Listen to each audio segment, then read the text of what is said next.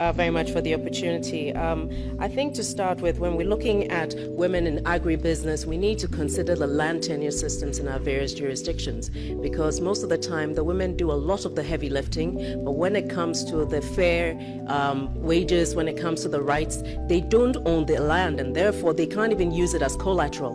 The studies show that women tend to pay their loans back more at high rates than the men do.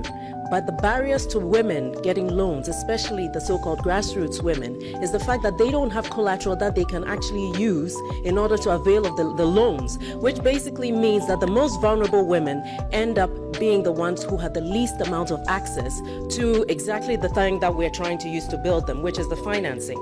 In addition to that, I think that as we look at women in the cross-border issues with regards to the 90%, perhaps we should be looking at a situation where every country at the border posts should have a certain quota of female officers who are customs and immigration officers, to make sure that when women are coming through the border, there is that sense of added protection by the presence of other women there as well.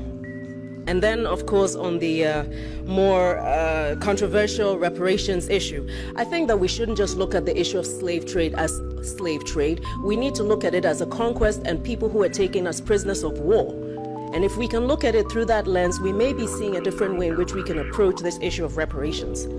Most of those countries, the US and the countries in the European Union and the EU, that built their countries, built it on the slavery, on the blood, on the toil of Africans who were taken against their will. They never had to sign unfair trade agreements. They never had to sign on to contracts that put them at a disadvantage.